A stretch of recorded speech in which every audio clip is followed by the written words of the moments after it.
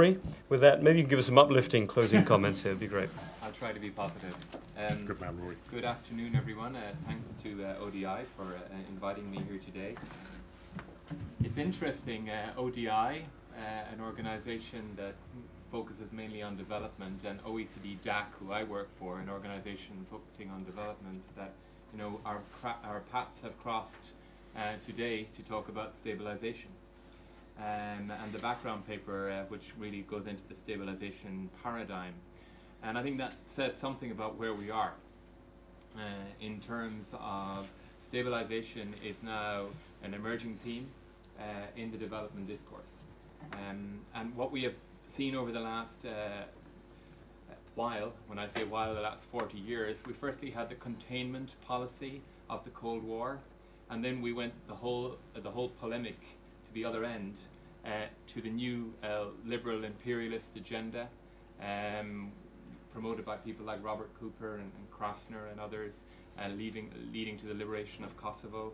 And now we seem to be somehow merging those together, and it sort of picks up on what Don is saying together earlier, mixing hard security and soft security and human security is all coming together. And one of the ways that it's coming together, that the borders are being fudged, is through stabilisation. And this fudge of borders between security and development is also happening practically. It's happening practically through the NATO Bucharest summit of last year, when the comprehensive approach was adopted, when NATO countries said that they were going to look beyond a narrow vision of the military and take a more holistic approach. OECD countries have adopted what we call the whole of government approach. That is basically saying that different departments and different ministries are going to work together for a common good, for a more holistic notion of security and stability. And we're really beginning to see all of this play out on the stabilisation platform. And now what we have is we have some, I would say, emerging practice in terms of stabilisation. So what is stabilisation? Well, I think the best way to explain what stabilisation is that we are beginning to see some emerging practice. Notice I'm not using the word good practice, I'm just using practice for now, in some post-conflict and fragile settings. And I just want to briefly go through what I would see as some of those.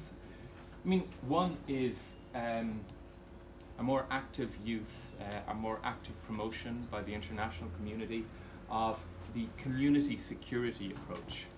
And that is saying that we have to use local mechanisms to stabilize local areas. We have the Lashkar in Pakistan, arming the Sunnis in Iraq. I'm not saying any of this is good practice, I'm simply saying it's practice. And it's an awareness that this is how stabilization is being articulated. I mean, some of the issues that need to be taken into consideration and where debate is required on community security is, are we really thinking about the do no harm principle? Are we really thinking about democratic oversight, democratic accountability at the local level? Who is watching over these watchmen? And I think these are important questions that need to be focused on. Another way that stabilization is being executed on the ground is the whole concept of contracting out. And that is donors asking others to do work on the ground. We see this basically in two ways. One, through the use of local non-state providers of security and justice and stabilization. Local NGOs, community groups, local mayors, local chiefs, respected individuals. These being the foot soldiers that provide stabilization. And this is something that needs to be focused on more, and it's something that there's perhaps more potential in because the local actors often have a strong sense of legitimacy. The other is using private security companies, which we have seen a huge increase in.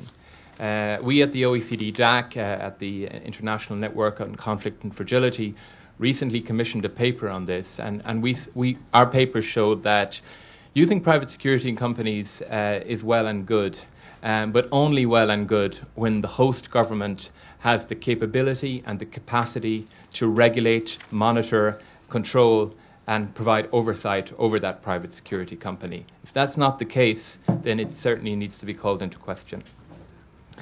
The third articulation, I guess, of stabilisation that we're beginning to see in this merging of security and development is in the whole, which Julian mentioned, the whole development of civil-military relations.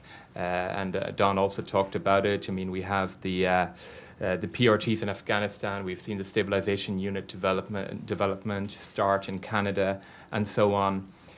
This is also presenting a number of challenges for the international community, which maybe we can discuss over questions. One, as mentioned by Julian, is the whole idea of planning and chain of command. The reality is whoever is at the top of the chain of command in a civ-mil structure rules. So if it's a military lead in a PRT in Helmand, is that really an equal civil-military partnership? So this is certainly one thing that needs to be looked at. Staffing is another. I mean, how to get the right staff in these civil-military structures. Financing is perhaps critical. Mixed financing requirements will be required. You know, there is some activities that can be financed out of a development budget, out of an ODA budget. But there are aspects of a civ-mil operation that will require money from elsewhere that's not covered by the ODA definition.